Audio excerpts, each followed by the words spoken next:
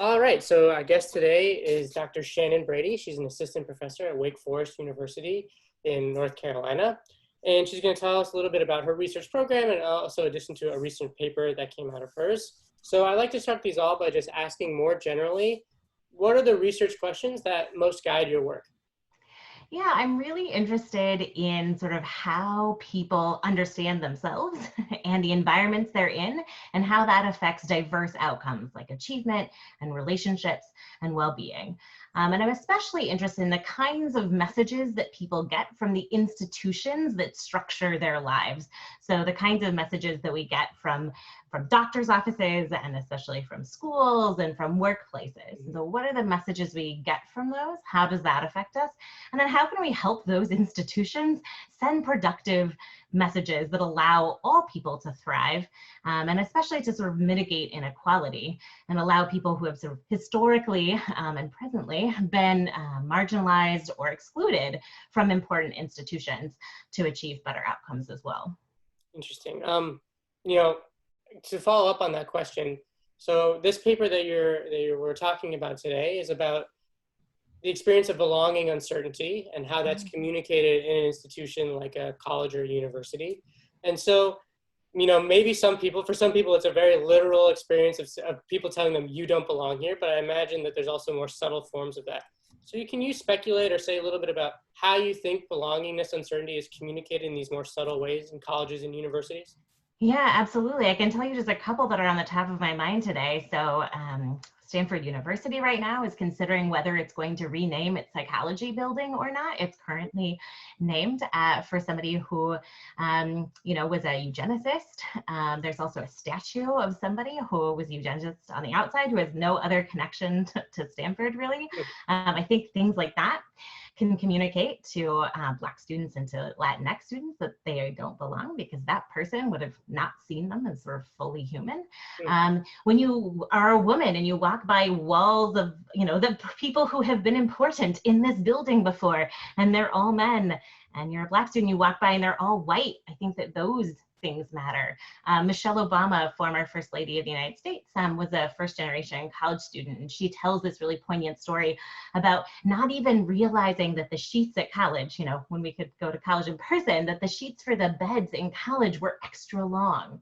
And so she brought the wrong sheets to college, and other people brought the right sheets. And so it's that sort of very subtle way in which you sort of feel out of your element. You feel, even if you're sometimes wrong, that other people would have known to bring the right sheets. And so it's that concern. It's also, when people go out to lunch without you and you wonder if it's something about you or if that's just sort of something that, they've made the plans while you weren't there. So all of those different subtle ways, I think, can communicate that maybe you don't belong here. And especially if you have another reason because you're from a marginalized or stereotyped group, that those can be even more pernicious. Yeah, that connects to a lot of things that we've been talking about in this course. Very recently, we recorded a video and talked about health discrimination in marginalized groups and how that can actually be more detrimental when it's an ambiguous situation because you don't know what to attribute the discrimination to. So very much the same thing here in terms of social exclusion.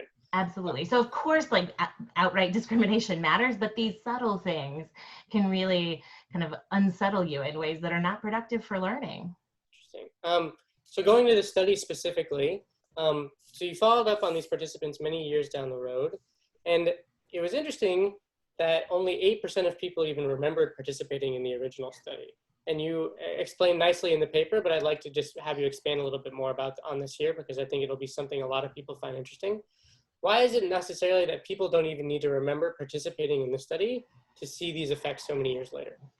Yeah, so I think one of the reasons that happens is that students do a lot of different things in their first year of college. And the ones that stick with them are things like building the relationships that then last, right?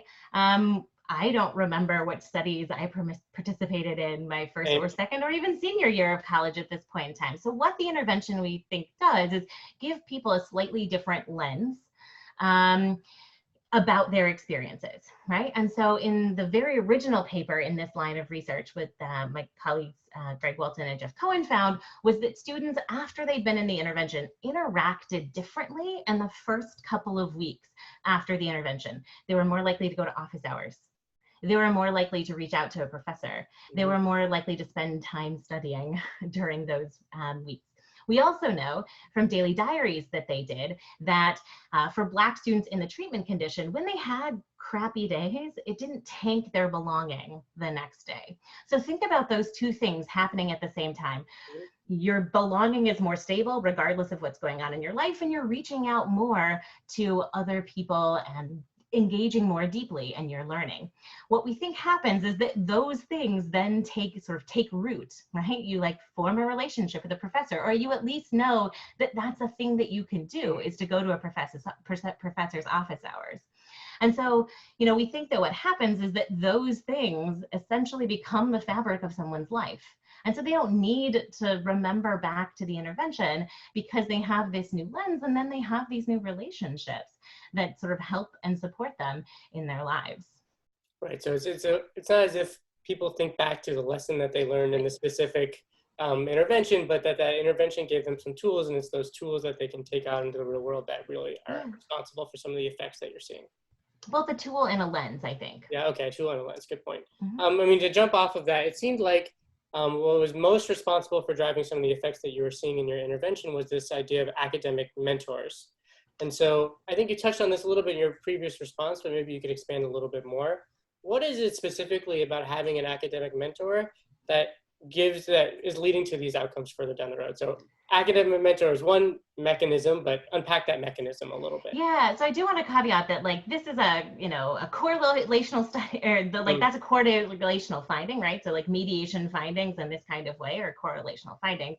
But certainly statistically, mentors mediate a lot of the effects that we see. But we think of that as sort of like a proxy for the way that they are more sort of socially embedded in their lives, and they have these greater resources. And one of those is the mentor.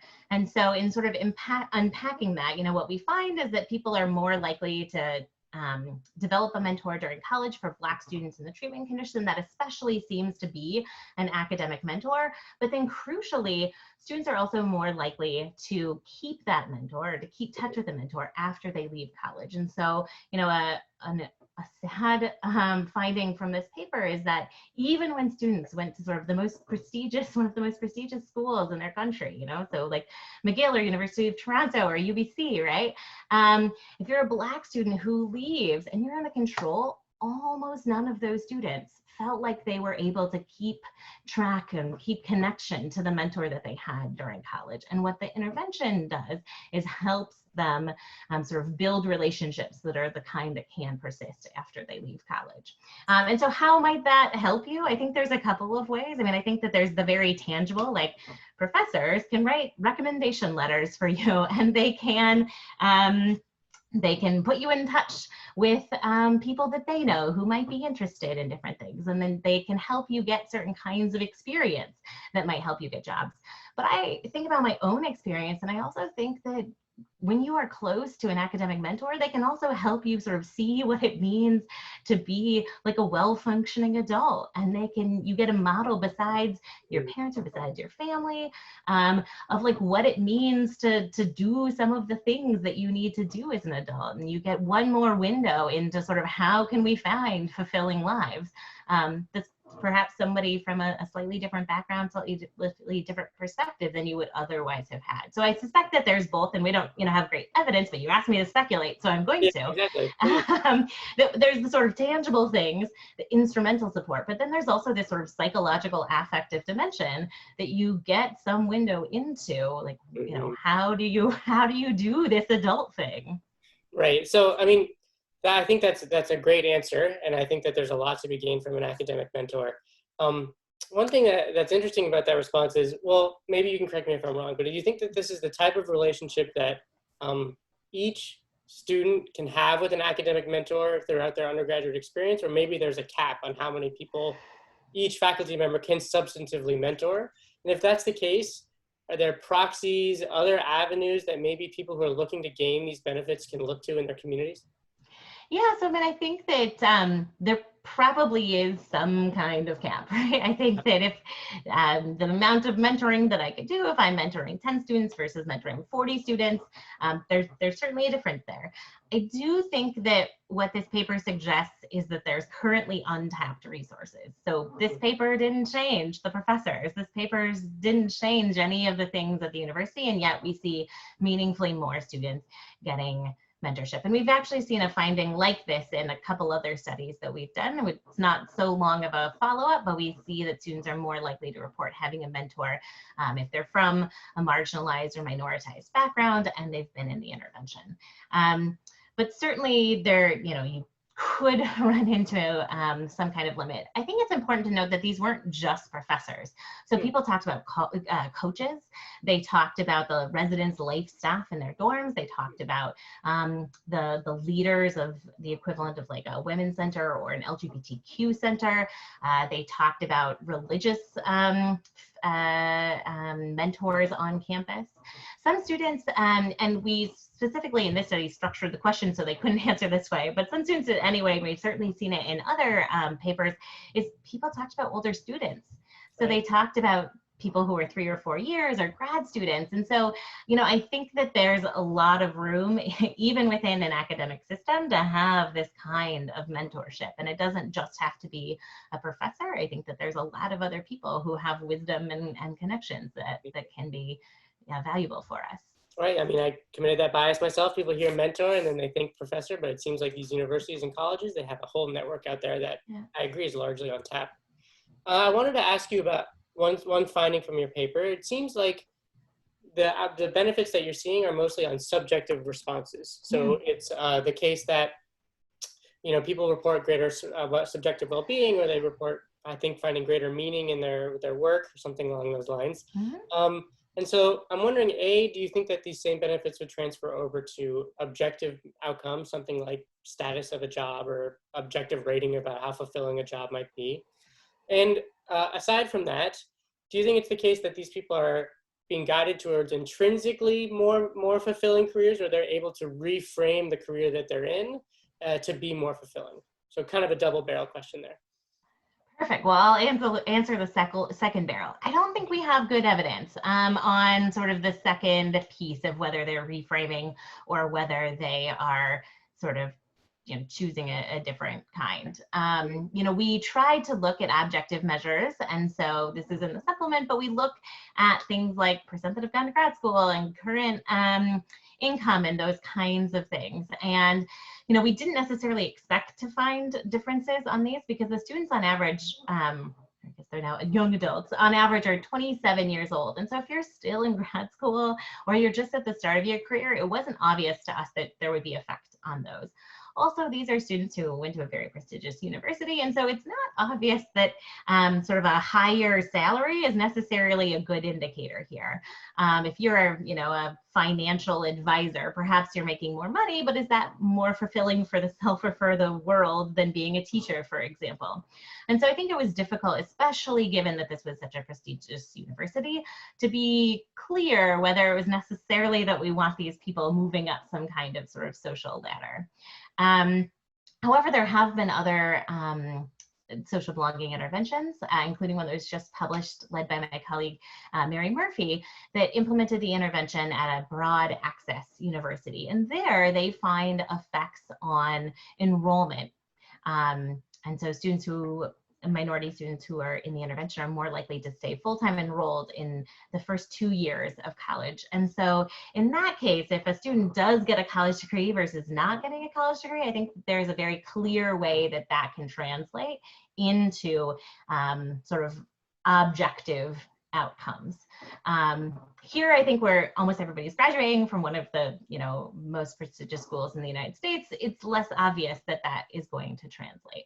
Okay. So that's half of the answer. I think the other part of the answer too is that some of these things unfold over time. So it's entirely possible that although we don't see differences in some outcomes sort of when they're in their 20s, that as these things potentially can concatenate across time, the differences might again emerge at some later time. Okay, I mean, that Did I follows. answer both parts of the You did, barrel? both parts, Okay. you did. So I mean, just to clarify that, students who already have entered this very prestigious university, they might have the ability or the support system that they're probably going to graduate or show retention year over year. Than compared to students who are at more of like a public access, large access university. And so maybe you're seeing kind of a bit of a ceiling effect among your population specifically, but in other populations, we might see these more objective outcomes. Yeah, 100% of these students graduate from college, and Okay, almost so all of there's them in no 4 wiggle years, room there. right? And Yeah. so like we can't move that outcome. And so then, in terms of prestige, also like almost all of these people are ending up in professional kinds of careers. And so there's just not as much sort of room, I think, there's not as much variance if you think about this from a statistical standpoint to be able to find differences. And again, it's not obvious that necessarily what is best for the world is for everyone to take the highest paying job that they can. And certainly the intervention isn't sort of designed to try to promote that kind of an outcome. Right. But finding satisfaction and not sort of having your sense of belonging be contingent on sort of small bad things that happen in your environment, the intervention is designed to be able to try to help with that. And that's the kind of outcome that we're seeing here. Okay. I like to kind of wrap these up with 2 questions. Is there an avenue in this line of research looking forward that you're particularly excited about? Yeah, I think what a huge question is this question of for whom and where are we sort of going to find effects, right? And so this is what we find at one prestigious university. My colleague Mary Murphy's study starts to expand this to a broad access institution. But I think a big question is sort of like when and for whom and how. Here we see the effects statistically mediated by mentors, but you could imagine another institution in which the effect is really driven by peer relationships. Like you form close friendships and you want to stay in college because you've got friends here. And so I think a big question here is understanding the heterogeneity. And I'm actually part of a project called the College Transition Collaborative that has now implemented this in more than 20 campuses across the United States and Canada. And we are trying to sort of start to address that question. But I think that that's a huge question for interventions of all kinds, is to really better pinpoint the sort of personal characteristics and also the social context, the environments that we're in that are going to lead to the kinds of benefits that we have at times demonstrated. And when we're, for one reason or another, the conditions aren't right to yield benefits from these interventions. I think that is important both for theory, but then also for institutions and for individuals who want to take advantage of the insights of work like this. Yeah, I mean, I like that response. It kind of shows the evolution of this kind of thinking. I think a lot of people respond to the question I just asked and they say, well, we've been doing all these lab studies and now we need to take it to the field. And then kind of one step ahead of that. We've done it in the field and now we need to get into like the more important, but you might consider smaller details about what really are crucial for determining when in the field you're going to see these effects and when you're not. Yeah, and so I think that even thinking about other people's answers, you should realize that should just be the first step. Is that like they've done the lab, now they're going to do the field, but hopefully we don't stop at sort of a single field demonstration of these things, because if we do, in almost all cases, I think we're going to miss important sort of both practical and theory-based insights that we need for psychology to matter the way that we all want it to. Yeah, well put. Last question. Is there an issue or a topic that you really hope the field of intergroup relations, thinking more broadly about intergroup relations, is there an issue or topic that you really hope we make a certain amount of progress on in the next 5 or 10 years? Yeah, I mean, I think that this question of diversity initiatives and what kinds of training can actually help improve intergroup relations in schools and in workplaces is crucially important. And I think that idea of going from the lab to the field to like many different fields is essential in that understanding. Dr. Marcus Brauer from the University of Wisconsin has a nice paper that I can send you, and you can put in the link for this video, where he sort of outlines this idea that we have a lot of small scale demonstrations, but when we try to implement things wider, a lot of times what seemed to work in the lab doesn't play out the way that we might expect it to in the field. And so I think really that field level understanding of what's going to matter and what's going to help in actual schools and doctors' offices and workplaces is where we need to focus our energy. I think that's a great response. For those, I'll definitely link to that paper from Dr. Brauer. I'll give myself a small pat on the back by noting that we already talked to one of Dr. Brauer's students, Sohad Murar, a recent paper. So if you're interested in what Dr. Brady had to say, I would also invite you to check out the interview with Dr. Sohad Murar as well. But thank you so much for your time, Dr. Brady. I really appreciate it. And thank you for chatting with us. Yeah, absolutely. Have a nice day.